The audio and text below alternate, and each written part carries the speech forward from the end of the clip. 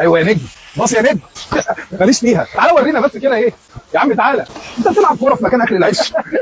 انت منك هنا. عجبني انا المنظر ده بصراحه، يعني حته اللي انت بتحافظ على الاستيكر بتاع العربيه مش متماشي خالص مع الكوره. خليني اقول لك يا باشمهندس احمد، العربيه دي كانت معموله في مكان تاني. العربيه دي لها 2 ستيكر. الستيكر اللي هنا هم بوظوه خالص، خلوه مش نافع. فانا الستيكر ده قلت لا انا الحق احافظ عليه، اتيب واعرف اشوف شغلي.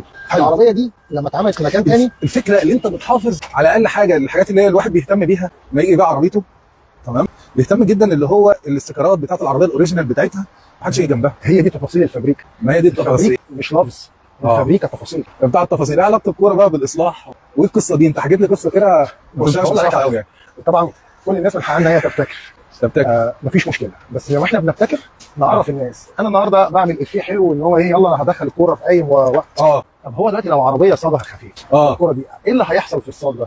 ان هياخد معدل دوران ملوش علاقه اصلا بدوران الباب نفسه. ده عكس بقى عبد الحميد قال لك لو العربيه صاجها سميك تمام مش هيحصل حاجه لو انت حافظت على الموضوع. يا اما الكوره هتتفرتك، يا اما الكوره يعني حاجه من الاثنين. ده لو يعني هو لازم تظبط النفخه. هي ليها. طب وليه مش في عده بتعمل حاجات دي؟ في ادوات. هي الفكره يا جماعه، الكوره للعب مش للسمكره. الكوره للعب مش للسمكره. والاهلي بطل الدوري. ما علينا. الراجل ده اهلاوي ومحدش يجي له من الزملكاويه. لا على راسنا على راسنا على راسنا على راسنا. ديت لما تيجي تخلصها وتفنشها تطلع فابريكا.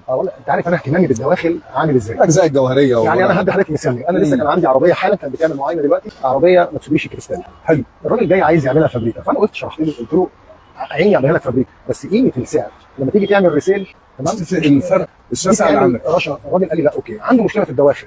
ما خليتوش هو يقول لي ينفع فابريكا ولا لا، الدواخل هي فابريكا. الدواخل لا تناقش ولا تجادل يا اخ علي، يعني الدواخل دي فابريكا ما فيهاش جدال. يعني مش لازما يعني شغل بره وشغل جوه يبقى فابريكا، انت ممكن تماين امور. هي رشه الحزام هتفيدها 20000 جنيه، طب ما انت عشان تعملها فابريكا من بره هتبقى صعب. يعني الدين لله والوطن للجميع، والاهلي بطل الدوري يجيب مسلمات، ورامي بطل الفابريكا في الدواخل.